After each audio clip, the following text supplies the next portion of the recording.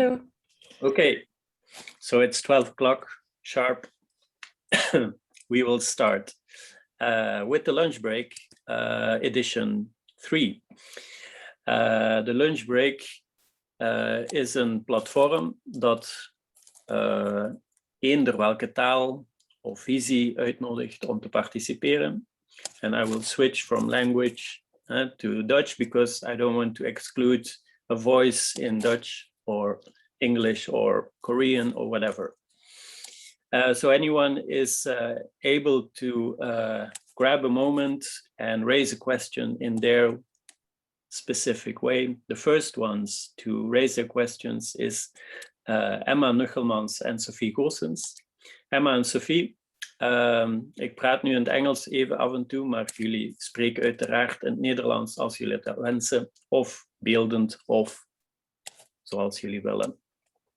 De volgorde zit in de chat, maar ik ga die nog eens posten, zodat jullie alvast ook kunnen kijken. Ik duid de persoon die volgt aan en dat is het enige wat ik doe. En jullie bepalen zelf of jullie participanten willen in jullie optreden. Emma en Sophie, alsjeblieft. I think that we will do it in English, if that's all right, so everyone will definitely understand.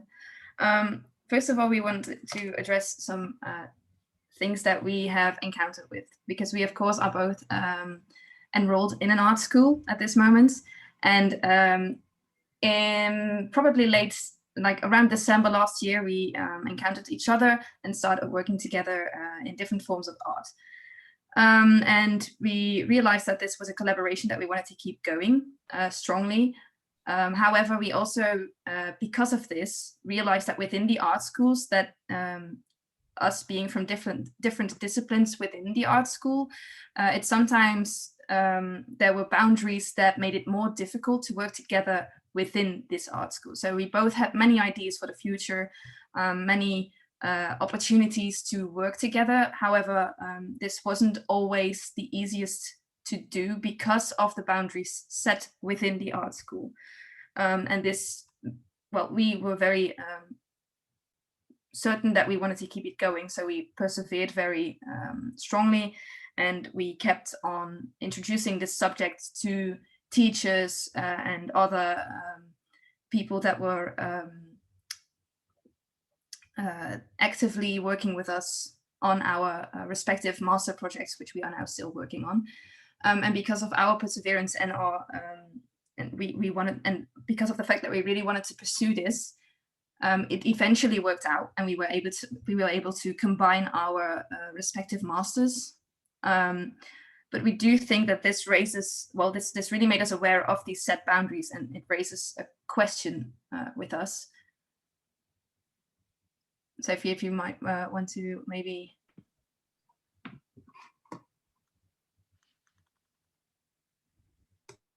Are you still muted?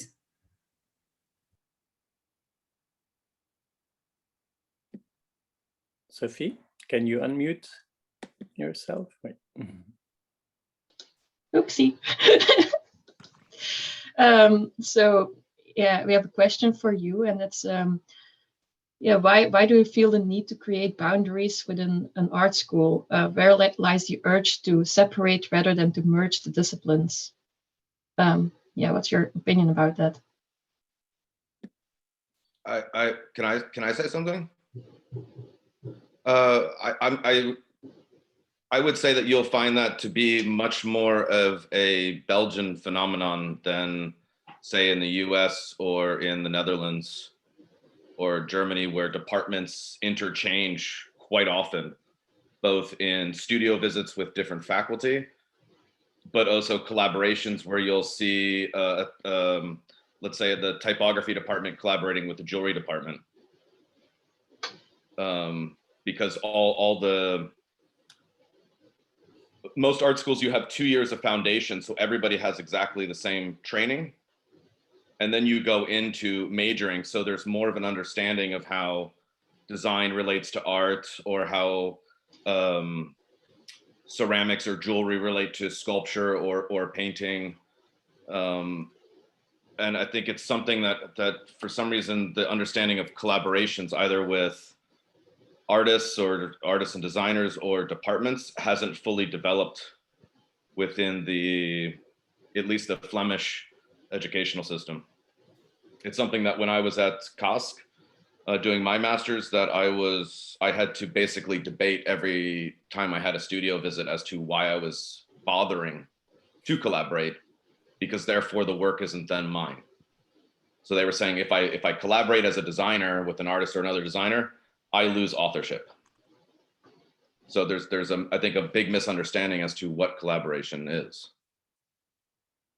So I think the fact that both of you are pushing this agenda is very positive for the educational parameters of the school.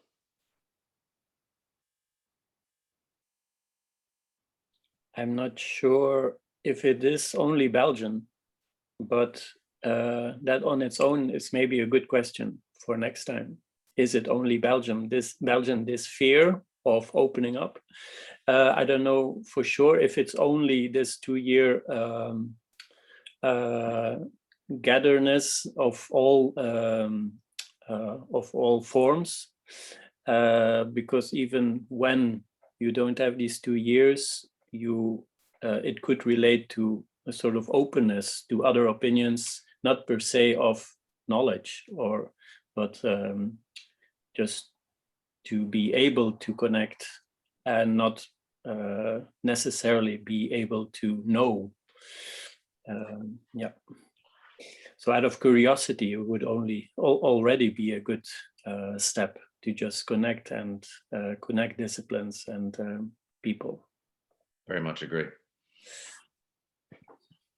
Emma and Sophie, do you want to point out any other people or conclude in any way? I think I might like to add one more thing, because I think it's also interesting to address that, well, of course, we are now doing this and we are trying to push this, and we are definitely actively looking at these boundaries, but it also has to do with the luck that we were able to find each other in a studio, which was a bit more experimental, which did allow for the overlay of different disciplines.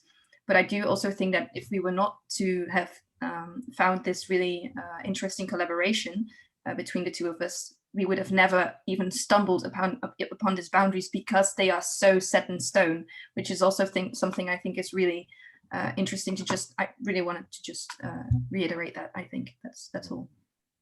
What's the program that's supporting this? So it's actually this. We have of course, a master project, so the major that we are doing, and we have the studio, which is something that's a bit more free, and it really allows you to experiment. Pablo is also a part of this, as well as Carina, which is also in this call I saw. And within this, you are actually free to kind of experiment on any respective subject. And we realized that we were both working along the same lines. So we have similar interests, but also similar topics considering our projects. And therefore, we decided for as a side project that it would be interesting to look at these similarities, and that really sparked the interest and the collaboration to work together for more and in other opportunities, really. Sebastián would like to add something.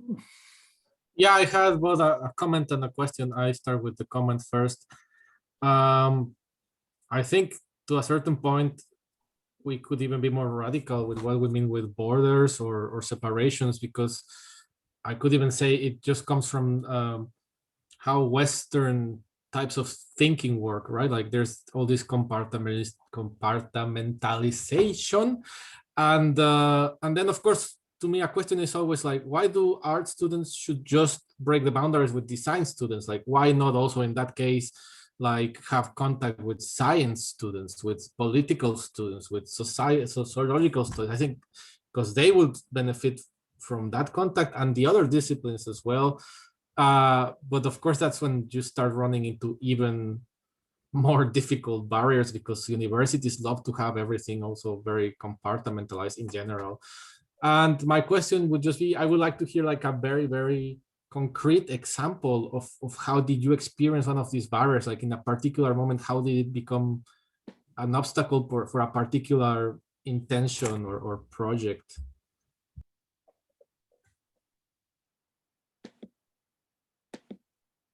Emma or Sophie?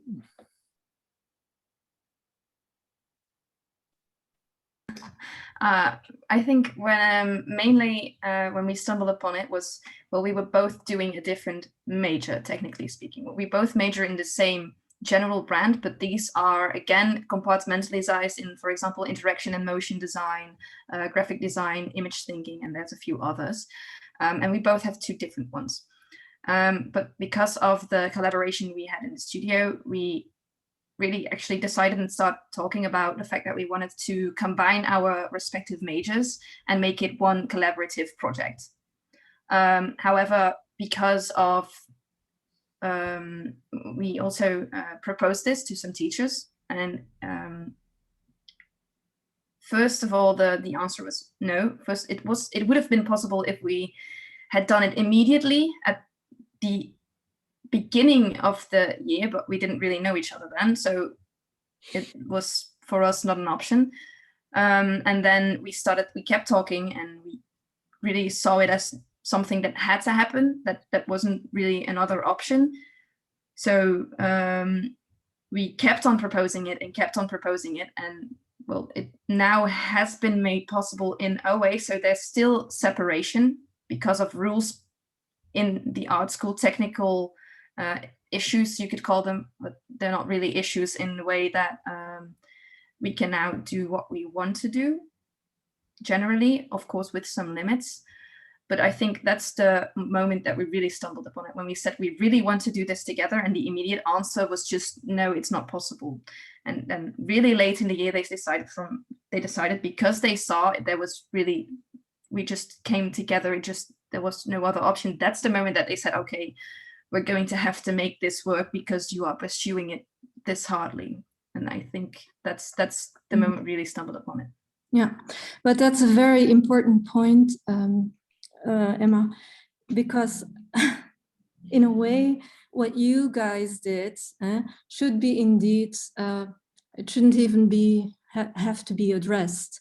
But what you just pointed out is you persevered, and not many students maybe would persevere, but it is you guys who are in this program and you want to do your work, so whether they like it or not, they should accept it. And I guess now I was a couple of minutes late, so and I also don't know what you're exactly doing in your master at the moment, but that's not really the point. I can see that you guys still work together, but that, I mean, the power that you have as a student is you're more powerful than than maybe you think. If you just have to do what you want to do and push, and eventually they will. And it's not nice that you have to push, but on the other hand, it lets you let you do what you want to do, and yeah, that's maybe a good example for other students. You're now participating in a work, and maybe other students might think about it too. And it's a pity that you have to, start like that, but it's better. There have to be certain people who are taking the first step, and I hope our directors and understand that they're preaching a lot of stuff, but if it comes from the students, and if you listen to the students and the students want to do what they want to do, then yeah, that's great, because it's your parkour, it's your way of doing things. And yeah, we are standing behind you. I think it's also really good a way to show how the overall design department should be operating. Yeah. That it shouldn't be fragmented into all these little satellites, and simultaneously having those satellites say that they don't have anything to do with one another. That there's some sort of autonomous, completely new version of design that doesn't function within all the other design. I mean, it'd be like separating the sculpture department where it's just like, you only do steel work, you only do woodwork, you only do casting. And the three shall never meet because there's nothing in common. Yeah, at this point, the only thing we can do as teachers is to tell the students, hey, why don't you go to that person and speak with, student. Just the other day, a graphic design student was asking me, she wanted to do something in 3D. So she said, yeah, am I allowed to go to the fine art department, to the sculpture department? I said, why wouldn't you be allowed? Just go there and speak to a docent or speak to a student. It doesn't matter. But I'm sure, and you, indeed, we need each other. So, and we can only get stronger by working together. And if only, because you're in your master's, but it should start from the first year on, the first bachelor onwards already, to get to know each other better. Maybe by dividing, I'm a drawing teacher too, so maybe by not separating graphic art and jewelry and fine arts, but just putting them in the same class, for example, so that the students know each other from the beginning onwards, and then the barrier would be less, less high. Yeah, you brought Milan into the design program last year because he was interested in stuff, and now he's continuing to have different collaborations and relations with the design program. And you were the one who said, no problem, come over and help him. And, but I think, what can I say? Let's all do what we think is best, and maybe also address this to our to other people, or make it like here now. We talk between the 4, 5, 6 of us. I don't know how many there are, but We continue and we go to Martin Borren with his next question. Martin Borren is in a special place at this moment. So Martin, you are next. Yes, hello. Can you hear me? Can you hear me? I can hear you, yeah. Okay, very good. Maybe just to kind of contextualize a bit, I'm actually we're here with my wife and a freshborn son in the maternity ward.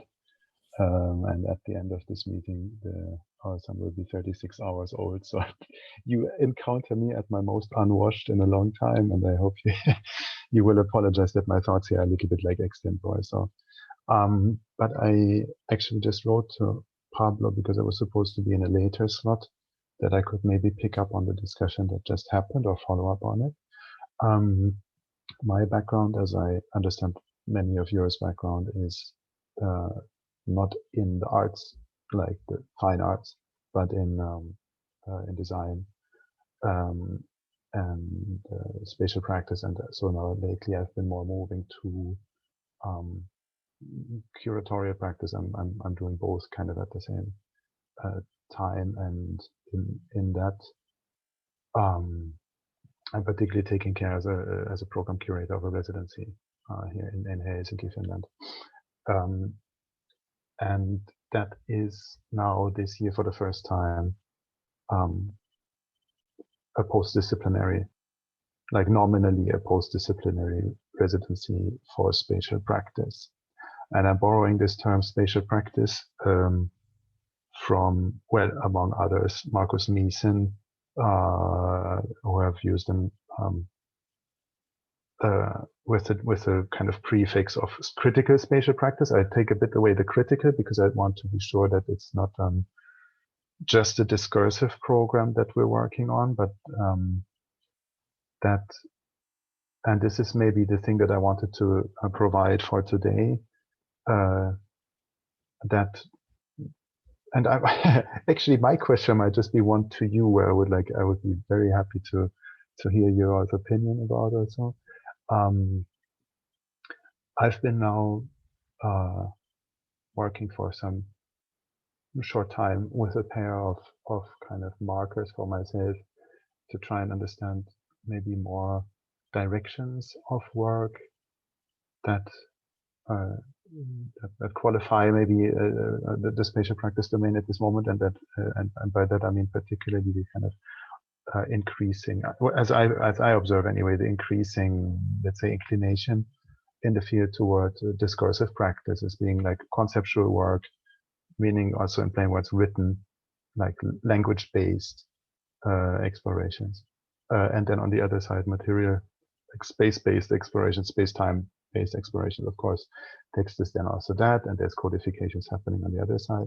But so the terminology that I'm now that I have now been working with to try and like understand the two is the pair of search versus research, or not maybe so much versus, but search and research. With research, or with search basically in kind of constructing or trying to construct a domain where pathways are kind of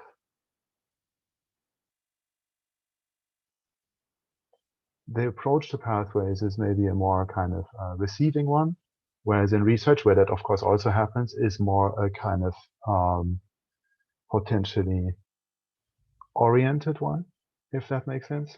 And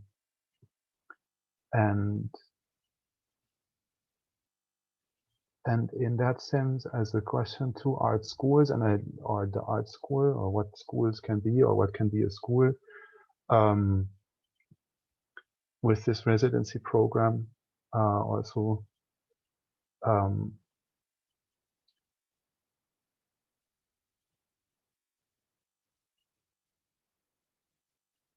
yeah, I lost a bit the thread here, but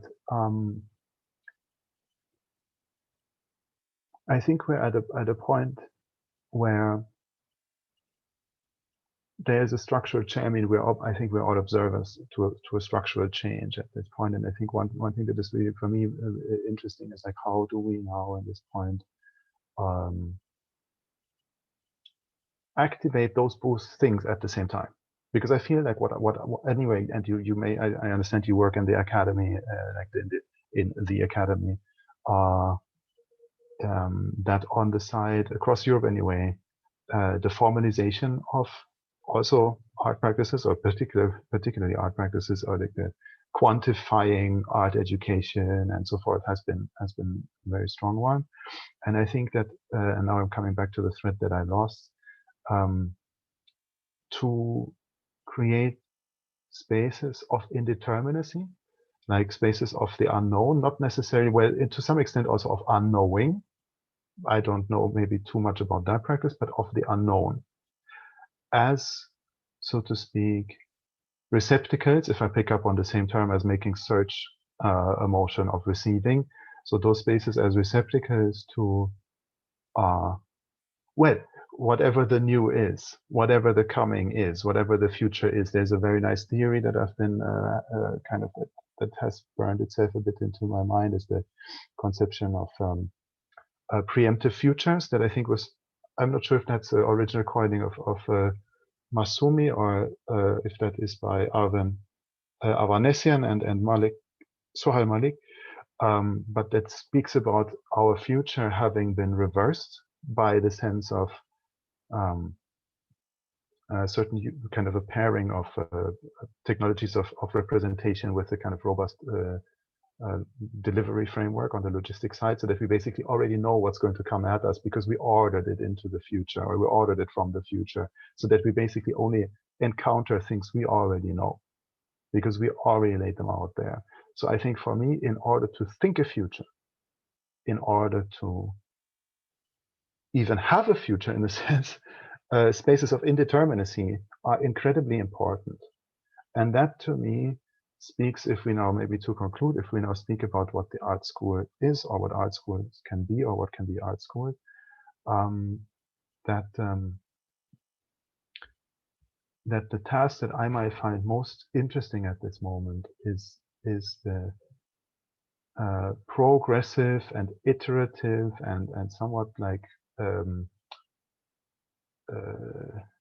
censoring forward way of making institutions as a kind of artistic process, like of forming organizations as part of the artistic progress, because there was a question of boundaries also coming in, and I think a fundamental boundary is between the art school and not the art school, and so where that layer lies is, I think, a really interesting one, which of course then co-determines also what even art is.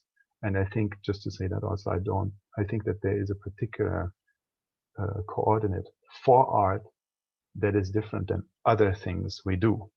So there is this determination to be made, but what that determination is and how we design or arrive at the formulation of organizations that can represent that or know that is, I think, the very, very interesting point at this moment. And I think there is both, and they're now concluding it, eventually there is both need for search in order to erode existing functions or programs, and research in order to come to new codifications. With that, maybe and all this, in case I was not clear, is a question. Thank you, Martin. We continue with the contribution of Stefanie De Bakker. I will share my screen and desktop. Let me see, open system.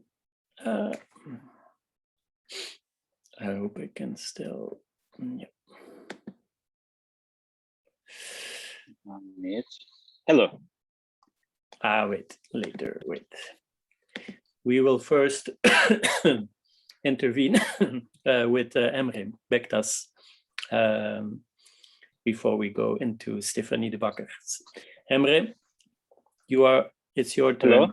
Hello, Emre. Hello. First of all, sorry for being late. I'm in a camping place and we have a network problem here. And I watched the video you sent me, but I need a short introduction, maybe. Yeah, actually.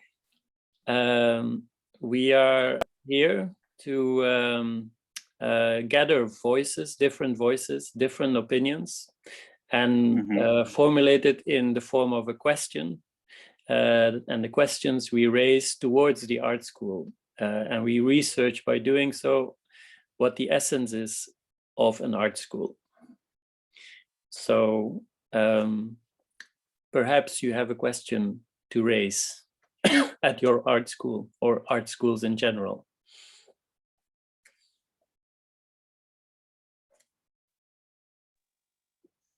Question of my art school. Well, I need a specific subject to have a question. Actually, now I cannot create a question, to be honest. Yeah, and maybe it's good that you follow. Maybe it's good that you follow a few other questions, and then you will realize by looking at. Yeah, it will be perfect. Yeah. Okay. We continue, and unfortunately, I will have to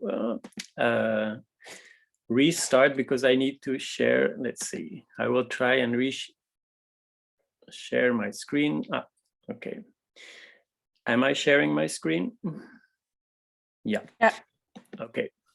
Are you seeing hello? Yes. Okay. This is a contribution by Stefanie De Bakker.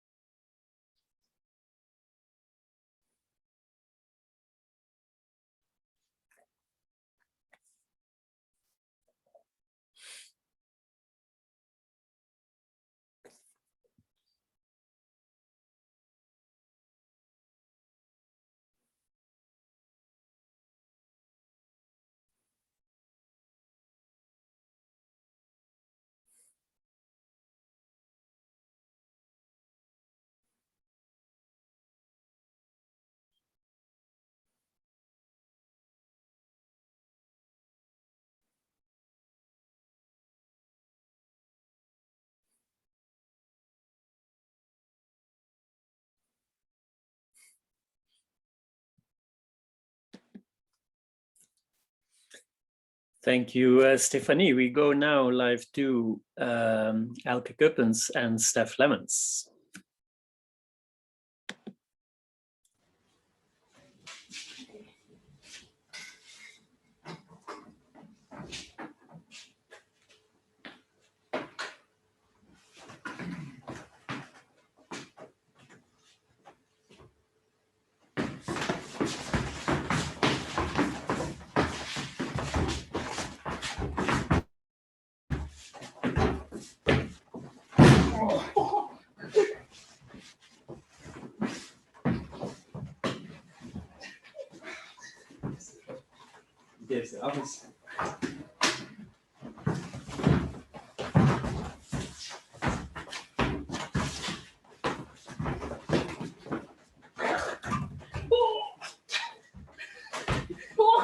Oh, fuck.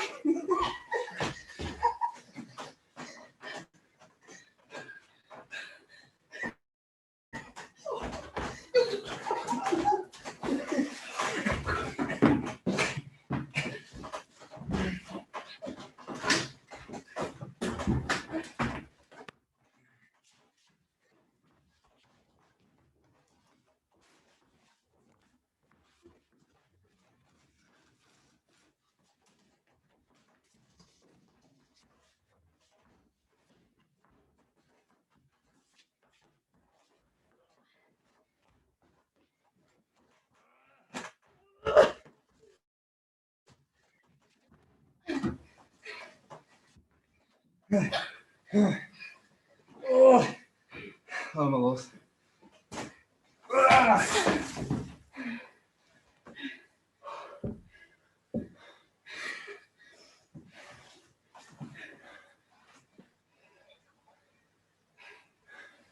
Okay.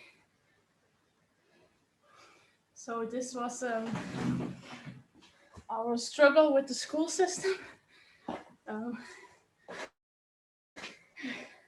Yeah.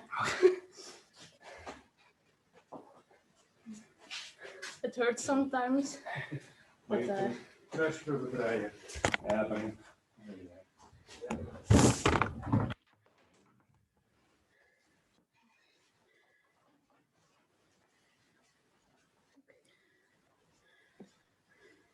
Thank you, Elke and Stef. We continue. And now we go to, let's see, Ignace Cami. Okay, I just wanted to show a little bit about how information is being handed down from one side to the other over time.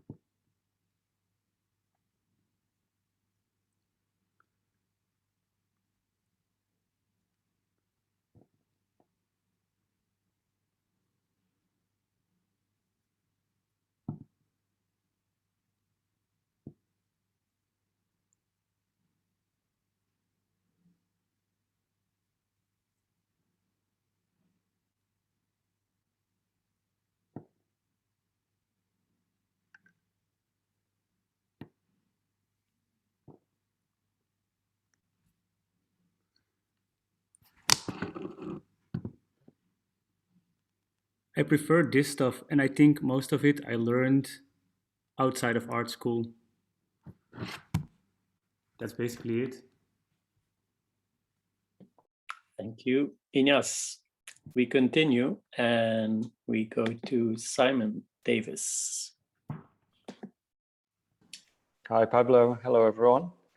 I've made a PDF with a lot of things, and I just want to try and share the screen.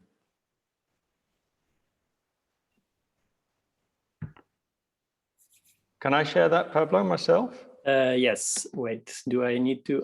Can share. Voila, now you are able to share. Okay, thank you.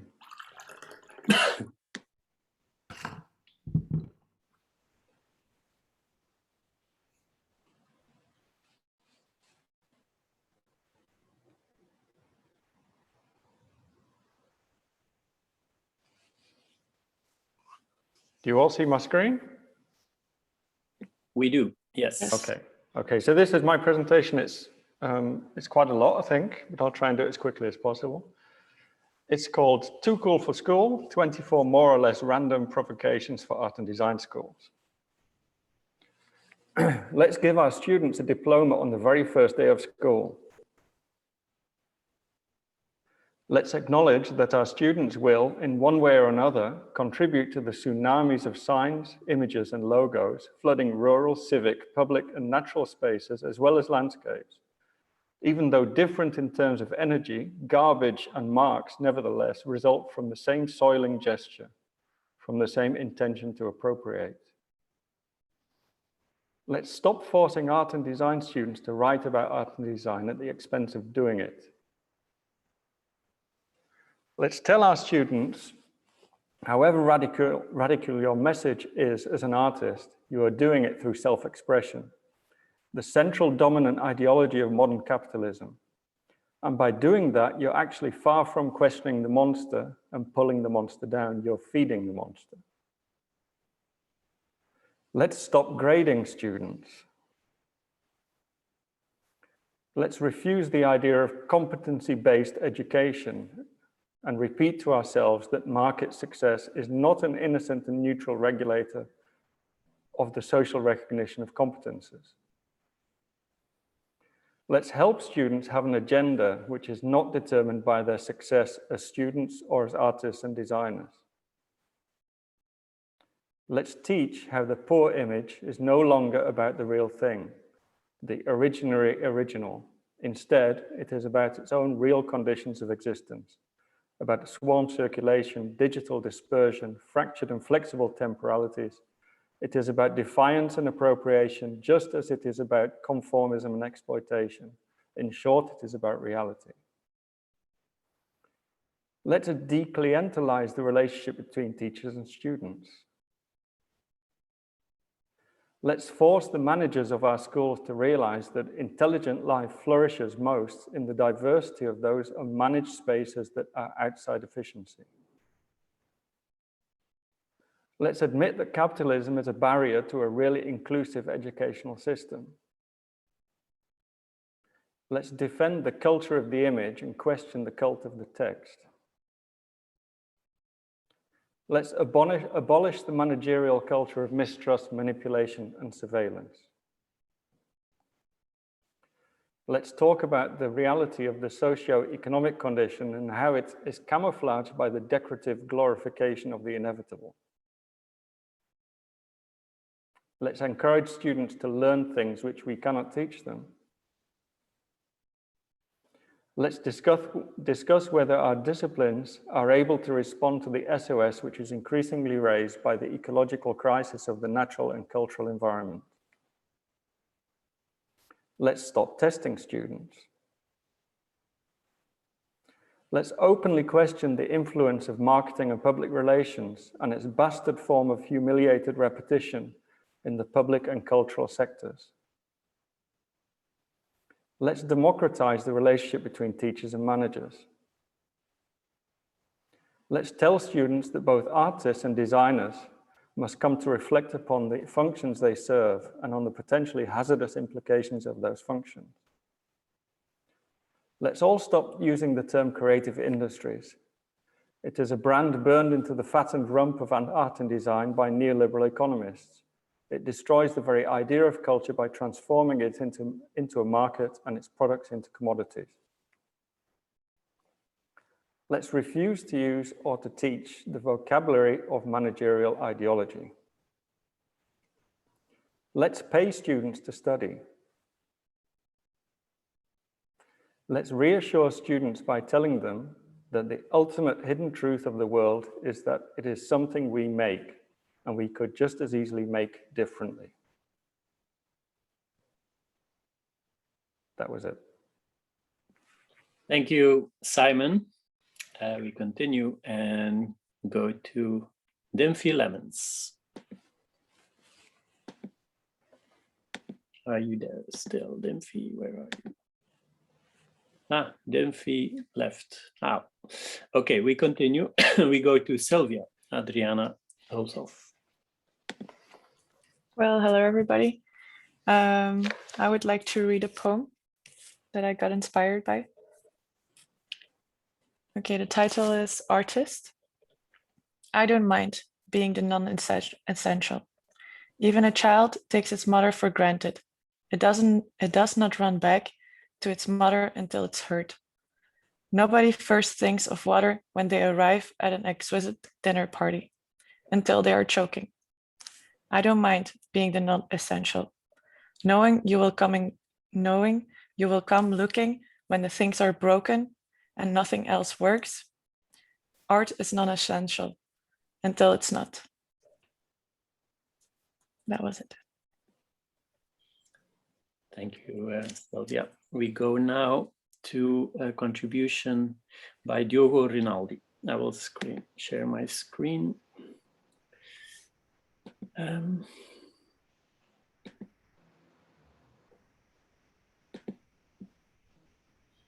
Hey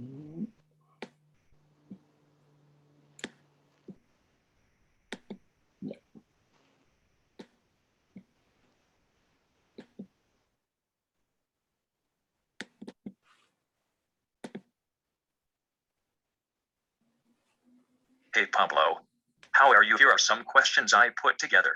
What is the importance of the commons in art practice and art education? How can one, through commoning, provide oneself and the others with the material resources to sustain collective practice? How disruptive is nonviolent communication in art education? How one can develop a language that is accessible and inclusive and still feel unique and genuine? How can language definitions disrupt concepts of practice? If I could create a new word for art, what would it be and how would you define it? Is art education possible without knowledge transfer? How can one hold space for uncertainty whilst respecting external expectations? How can one learn to unlearn? How can I collaborate with the enemy? How to engage with different levels of engagement whilst collaborating horizontally? How can co-responsible learning processes hold space for experimentation and mistakes? How can we cultivate a culture that allows for honest critique? How can we acknowledge the personal presuppositions and past traumas involved, and what tools are available to do so? What lessons can I learn from my co-inhabitants? How can I create meaningful connection between humans and more than humans? How can I listen better? How many non-conventional edible plants can you name on the route from your home to school? And what does that say about you and your art school? How can I use my identity presupposition in order to hold space for others? How can I use my privileges responsibly? In which ways can symbolic making affect the real? How can I utilize individual making to reflect, expand, document, or comment on my collective engagements? How can I hold space for individual and joyful making? How can I confront the feeling that I am not doing enough? How can I reconcile my political urgencies with my limited space for action? How to position my own practice inside and in relation to the artistic discourse? How to deal with exceptionalism as an intrinsic part of the art world? So do participate in the art market? How do I relate to similar art discourses? How do I be myself? And how can I not be the other? Is empathy a need in art schools? Is every art student co-responsible for the education of its peers? Are art schools responsible for the emotional and psychological well-being of its students? Should art schools be held accountable for distress? Awesome. Thanks a lot for this invitation, Diogo Rinaldi. Thank you, Diogo. We continue and we go to Sebastián González de Gortari. Thank you. I'll just very briefly introduce myself. I would say I have been the perpetual student because I've been like in maybe 4 or 5 different art schools. Now doing a PhD, so still going strong with that. And I also have taught a couple of workshops and classes, so I have a bit of like perspective from both sides. But anyway, I prepared like a very brief, I guess, slightly performative contribution. So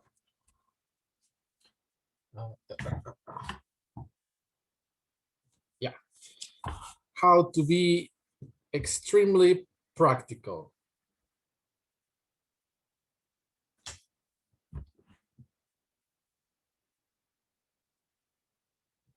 Students have to eat, have a roof over their heads, pay taxes, fill forms, and keep the lights on.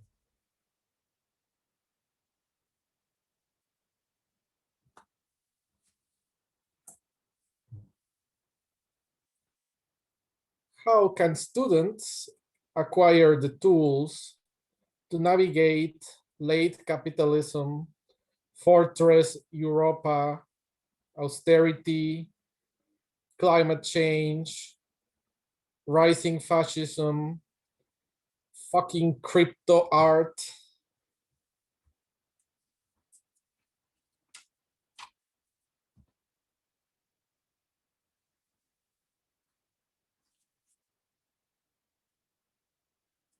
How to convey the harsh character of this profession, its constant instability, all the people and students who get lost on their way to success or just sustainability,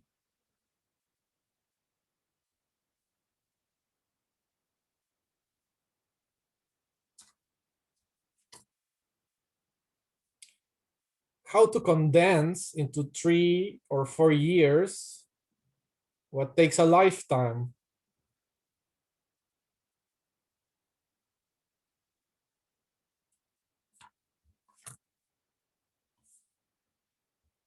How to help students connect to the broader field of culture.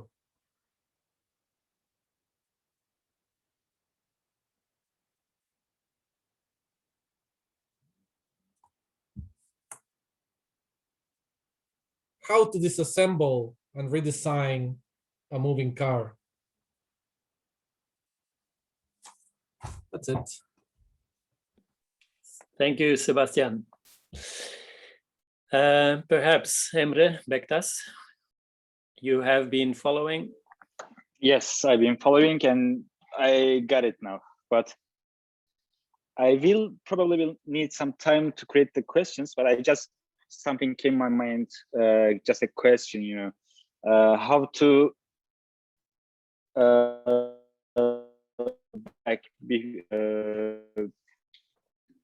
with not turning your head, you know. Wait. That's all, like, just this question come to mind. Can you repeat the question, please? About my school. Can you repeat the Yes, question? sure. How to look behind by not turning your head. Thank you, Emre. This is the only question came to my mind for now. Very good. Thank you very much. We continue with the last contribution.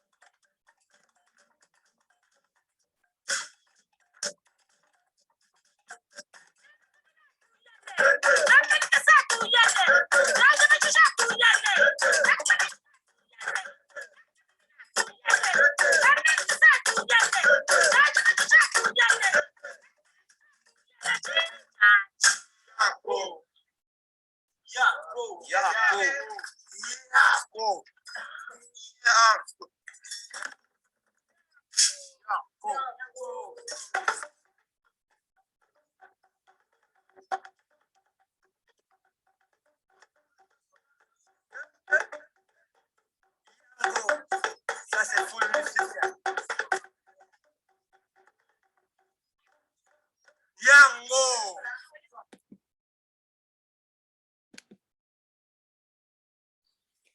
Thank you all for being part of the lunch break. It was a beautiful edition. Pablo, may I ask a question? Yes. Is video stopping all the time, or was it because of my network? Sorry, wait. One second. What? The video is freezing normally, or I'm just curious, is it because of my network connection? The video is stopping and sound is loading up and loading down. I had the same thing, so I don't think so. Yeah, maybe it's Me my. too. Okay. Cool. Does art school need good internet? We conclude, and we look forward to seeing you again in the next edition, the 4th edition of the lunch break, on 13 May at midnight Belgian time. Have a good day. Bye, everybody. Bye.